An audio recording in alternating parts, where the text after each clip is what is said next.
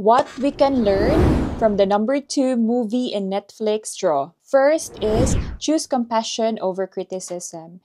In today's world, we're hating, bashing, being pessimistic, and judging others feels common. Let's not go down that road. This movie reminds us that instead of hate, see the good in everyone you met. Instead of bashing, look deeper into what they might going through. Instead of judging, let people live their own lives. Pasagdi sila, basta wa sila nang hilabot nimo, di ba? Because sa tinud-anay, wala ta kay baon sa ilang gipagdaanan sa kinabuhi. Kindness is free, so give it freely.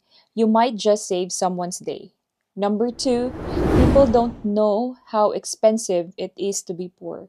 Actually, grabe, damang-dama ko yung statement na yan galing sa lady na hostage. Why? Kuan magud siya kanang poverty isn't just a lack of money. It's a daily struggle filled with hard choices, good. Not everyone is born with a silver spoon or dato.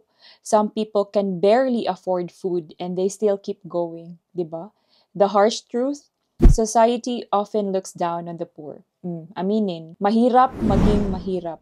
Ang bilis kang laitin pag mahirap ka. But remember, being poor is not a character flaw, it's a circumstances. Mahirap ka lang, pero ang pagkatao mo, hindi.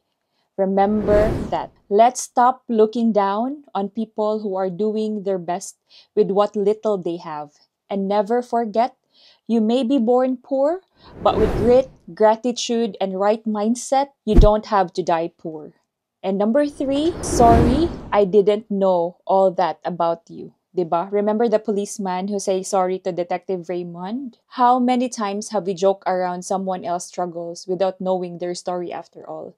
Sayo naman good i-joke around, kay mao lagi para entertainment, para fun. But let's not be the reason someone breaks down. Words can destroy a person's self-worth. Kana nga worth, they fought years to build. Imagine na. Mao bitaw, be careful with your words as it is powerful. And I always believe in that. So before you speak, joke, or comment, pause. Ask yourself, will this uplift that person or will it damage that someone? Next time you scroll through social media or pass someone on the street, choose empathy over ego.